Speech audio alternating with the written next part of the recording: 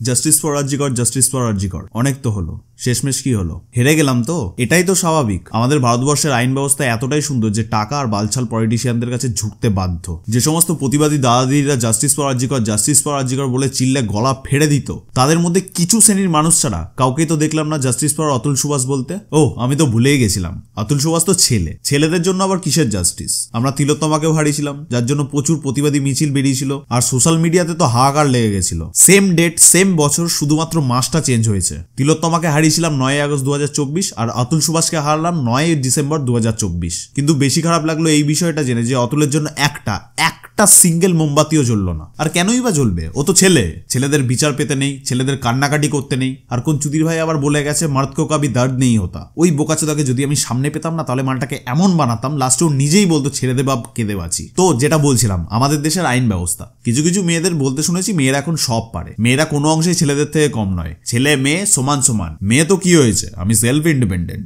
বলি। অতই যখন সেলফ ইন্ডিপেন্ডেন্ট, তাহলে কোর্টে গিয়ে কেন বলিস না আমি সেলফ ইন্ডিপেন্ডেন্ট, আমার বাচ্চার দায়িত্ব আমার নিজের, বা আমি নিজে রোজগার করি, আমারটা আমি বুঝে নেব। মুরদ নেই না? কিছু কিছু মেয়েদের বাড়া নীতিই এটা। 12 মাস শর্টস পরে ঘুরে বেড়াবে, ডিস্কো বার পাবে গিয়ে গান মারাবে। তবে হ্যাঁ, কোর্টে যাওয়ার সময় পরিষ্কার নিট অ্যান্ড ক্লিন চুড়িদার বা কুর্তি পরে যেতে হবে, কারণ ওখানে গিয়ে তো ভদ্র অসহায় সাজতে হবে না, ন্যাকা কান্নাটাও তো কাঁদতে হবে। ওখানে অ্যাক্টিং যত ফার্স্ট ক্লাস হবে, টাকার অঙ্কটাও ততটাই বাড়বে। ঠিক ওরকমই অ্যাক্টিং করে একটা না দুটো না 11টা কেস দেওয়া হয়েছিল অতুলের ওপর। একটা সাধারণ মানুষের ওপর একটা কেস রেজিস্টার হলে তার জীবন পুরো কয়লা হয়ে যায়, আর ও বেচারা 11টা কেস নিয়ে বছরের পর বছর ঝুলছিল। সামান্য 1 থেকে 2 বছরের মধ্যে যদি তোমাকে 120 বার কোর্টে যেতে হয়, তাহলে তো তোমার মাথা ফাতা পুরো শেষ।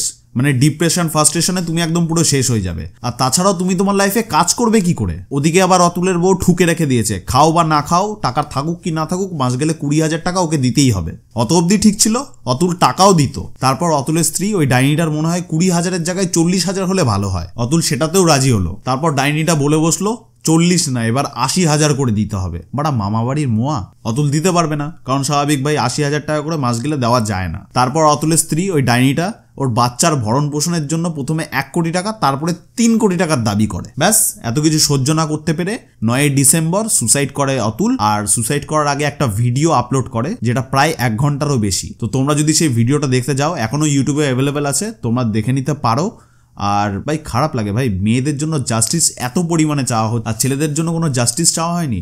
একটা ভাই সিঙ্গেল মোমবাতি জ্বালানো হয়নি, একটা মিছিল নেই, কোনো কিচ্ছু নেই। এখনো ওর বাবা জাস্টিসের জন্য কোর্টের বাইরে অপেক্ষা করে ডেলি। তারপরে ওর বাবার পাশে দাঁড়ানোর মতো কেউ নেই। তো আমি চাইবো অতুল যাতে বেঁচে থাকাকালীন জাস্টিস পেল না, অন্তত মরে গিয়ে যাতে জাস্টিসটা পায়।